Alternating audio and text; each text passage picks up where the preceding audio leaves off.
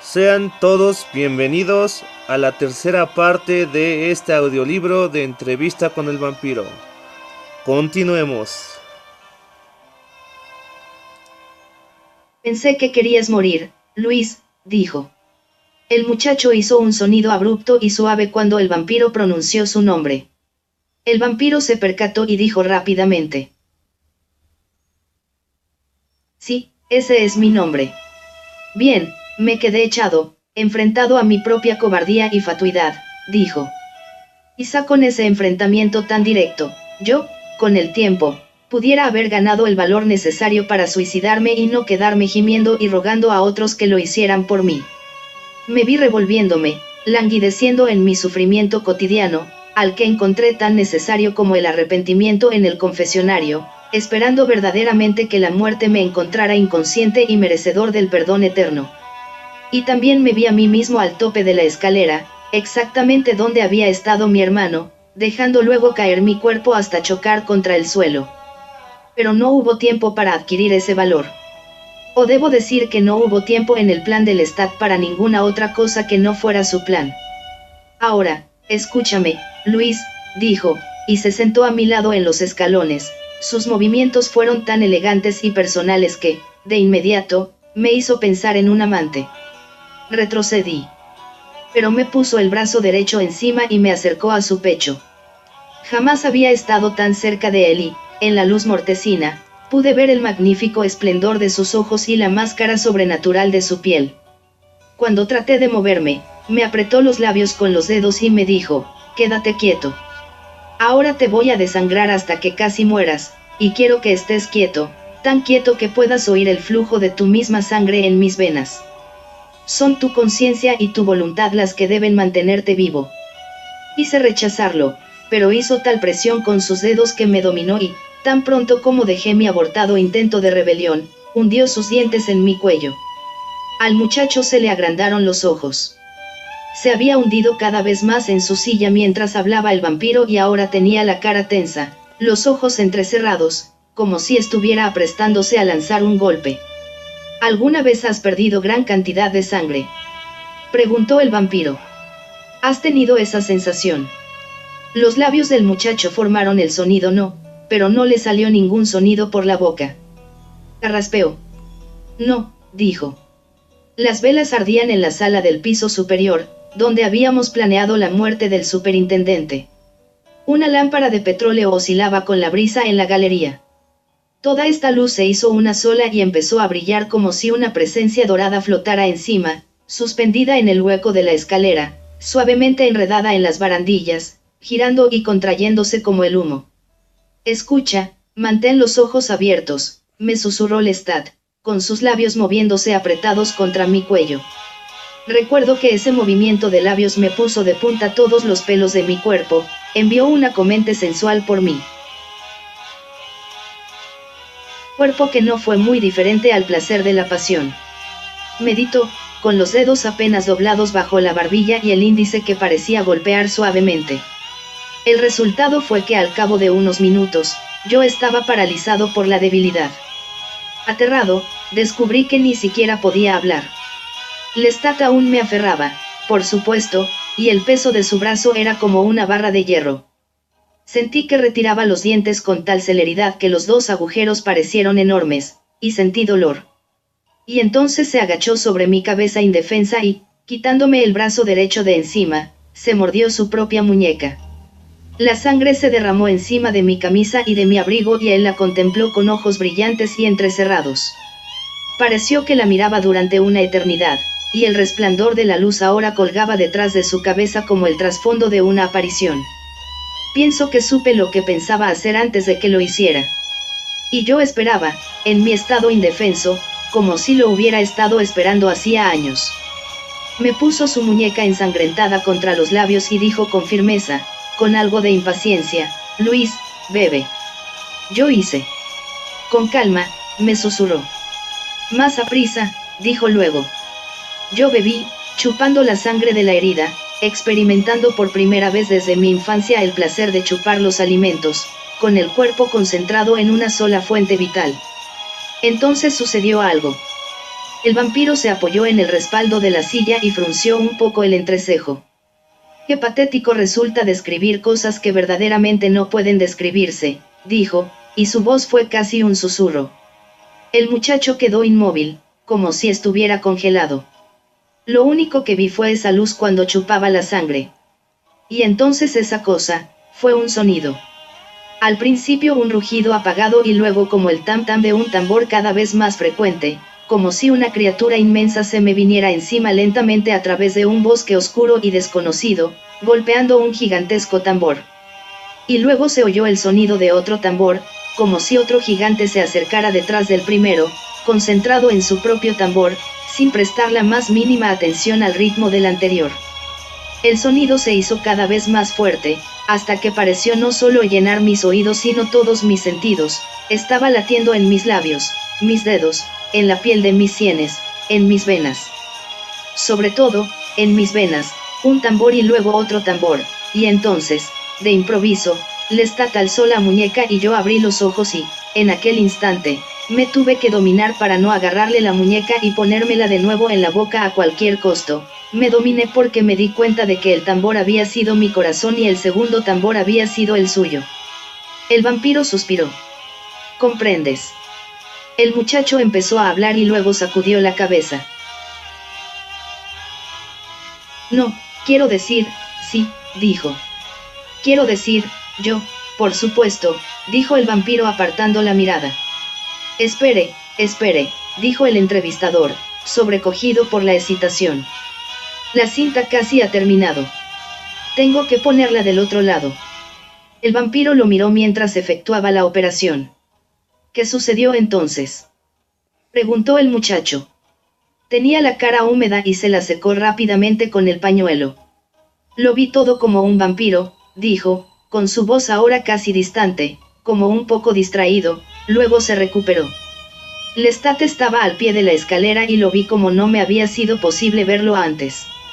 Antes me había parecido blanco, espantosamente blanco, casi tanto que en la noche parecía luminoso. Y ahora lo veía lleno de su propia vida y su propia sangre, estaba radiante, no luminoso. Y luego vi que no solo Lestat había cambiado, sino que todo había cambiado. Fue como si fuera la primera vez que podía ver colores y formas. Estaba tan extasiado con los botones de la chaqueta negra de Lestat que no miré a ninguna otra cosa durante largo rato. Entonces Lestat empezó a reírse y escuché su risa como jamás la había oído antes. Aún recordaba su corazón como el resonar de un tambor y, luego, aquella su risa metálica. Era algo confuso, pues cada sonido corría hacia el próximo sonido como la mezcla de resonancias de una campana, hasta que aprendí a distinguirlos. Y luego se superponían, cada uno muy suave, pero distintos, aumentando, pero discretamente, como lejanas campanas. El vampiro sonrió, deleitado. Lejanas campanas. Deja de mirar mis botones, me dijo Lestat. Vete a los árboles. Sácate de encima todos los excrementos humanos de tu cuerpo y no te enamores tanto de la noche como para perder tu camino. Esa, por supuesto, fue una orden sabia. Cuando vi la luna sobre las piedras, me enamoré tanto de ella que me quedé allí casi una hora. Pasé por el oratorio de mi hermano sin pensar siquiera en él, y de pie entre los algodoneros y los robles, oí la noche como si fuera un coro de mujeres susurrantes, todas invitándome con sus pechos. En cuanto a mi cuerpo, aún no estaba enteramente convertido y, tan pronto como me acostumbré a los sonidos y las visiones, me empezó a doler. Todos mis fluidos humanos debían salir de mí. Estaba muriendo como ser humano, sin embargo, estaba totalmente vivo como vampiro. Y, con mis sentidos despiertos, tuve que presidir la muerte de mi cuerpo con cierta incomodidad y luego con algo de miedo. Volví corriendo a la sala, donde Lestat ya estaba trabajando con unos documentos de la plantación, revisando los gastos y los beneficios del último año. «Eres un hombre rico», me dijo cuando entré. «Algo me está sucediendo», grité. «Te estás muriendo, eso es todo, no seas tonto. No tienes una lámpara de petróleo. Con todo este dinero y ni siquiera puedes comprar aceite de ballena. Para la lámpara. Dame esa linterna. Me muero». grité. Me muero. Le pasa a todo el mundo, persistió negándose a ayudarme. Cuando lo recuerdo, aún lo detesto por eso. No porque yo tuviera miedo, sino porque me podría haber ayudado a prestar atención a esos acontecimientos con más reverencia. Me podría haber calmado y dicho que contemplase mi propio fallecimiento con la misma fascinación con que había contemplado la noche. Pero no lo hizo. Lestat jamás fue el vampiro que yo soy. El vampiro no dijo esto con jactancia. Lo dijo como si con toda evidencia no pudiera ser de ninguna otra manera. Alor, dijo con un suspiro, me moría rápidamente, lo que significaba que mi capacidad de miedo disminuía con la misma celeridad. Simplemente lamento no haber prestado más atención al proceso. Lestat se comportaba como un perfecto imbécil. Oh, por el amor del demonio. Empezó a gritar. ¿Te das cuenta de que no he preparado nada para ti? ¡Qué tonto he sido! Estuve tentado en decir, pues lo eres, pero no dije nada. Tendrás que acostarte conmigo esta mañana. No te he preparado un ataúd. El vampiro se rió. La alusión al ataúd tocó una veta mía de terror que pienso que absorbió toda la capacidad de miedo que me quedaba. Luego solo sentí la leve alarma de tener que compartir un ataúd con Lestat. Él estaba en ese momento en el dormitorio de su padre, despidiéndose de él, diciéndole que regresaría por la mañana. ¿Pero a dónde vas? ¿Por qué tienes que vivir con semejante horario? Quiso saber el anciano, y Lestat se impacientó. Antes había sido cortés con él, tanto que era casi enfermizo, pero ahora se enfadó. ¿Acaso no cuido de ti?, preguntó. Te he conseguido un techo mejor del que tú jamás me diste a mí. Si quiero dormir todo el día y beber toda la noche, lo haré, demonios. El anciano se puso a gemir. Únicamente mi extraña sensación de agotamiento me impidió protestar. Miraba la escena a través de la puerta abierta, fascinado por los colores del marco y el alboroto luminoso de colores en el rostro del viejo. Sus venas azules palpitaban bajo la piel rosa y grisácea. Incluso el amarillo de sus dientes me resultó atrayente y casi quedé hipnotizado por el temblor de sus labios. ¿Qué hijo, qué hijo?, dijo, sin sospechar, por supuesto, la verdadera naturaleza de su hijo. Pues bien, entonces, vete. Yo sé que en algún sitio tienes una mujer, vas a verla apenas el marido se va de la casa. Dame el rosario. ¿Qué ha pasado con mi rosario? Lestat dijo algo blasfemo y le entregó el rosario, pero, interrumpió el muchacho. ¿Sí?, preguntó el vampiro. Me temo que no te permito hacer suficientes preguntas, ¿verdad? Le iba a preguntar. Los rosarios tienen cruces, ¿no es así? Oh, el rumor de las cruces. Se rió el vampiro. ¿Te refieres a que les tenemos miedo a las cruces? O que no las pueden mirar, según yo creía, dijo el entrevistador. Un absurdo, amigo mío, un absurdo total. Yo puedo mirar lo que se me ocurra. Y me gusta bastante mirar los crucifijos. Y el rumor de las cerraduras. Que ustedes pueden vaporizarse y pasar por ellas. Ojalá fuera así, se rió el vampiro. ¡Qué cosa más encantadora! Me gustaría pasar por toda clase de cerraduras y sentir el gusto de sus formas especiales. Pero no, movió la cabeza. ¿Cómo se diría hoy? Un bulo. El muchacho se rió, pese a todo. Luego se puso serio. No tendrías que ser tan tímido conmigo, dijo el vampiro. ¿De qué se trata? La historia sobre las estacas traspasando el corazón, dijo el muchacho y se le encendieron un poco las mejillas. Lo mismo, dijo el vampiro. Un soberano disparate, agregó lentamente, como acariciando las sílabas, y el muchacho sonrió. No hay ningún poder mágico de ninguna naturaleza. ¿Por qué no fumas uno de tus cigarrillos? Veo que los tienes en el bolsillo de la camisa. Oh, muchas gracias, dijo el muchacho, como si fuera una sugerencia maravillosa. Pero apenas se lo llevó a los labios, vio que sus manos temblaban tanto que rompió la frágil carterilla de cerillas. Deja que yo lo haga, dijo el vampiro. Y tomando las cerillas rápidamente encendió el cigarrillo del entrevistador. Este inhaló con los ojos fijos en los dedos del vampiro, que se alejó con un suave crujido de ropas. «Hay un cenicero en la palangana», dijo, y el muchacho fue nerviosamente a cogerlo. Miró las pocas colillas que allí había, y luego, al ver el cubo de basuras abajo, vació el cenicero y rápidamente lo puso sobre la mesa.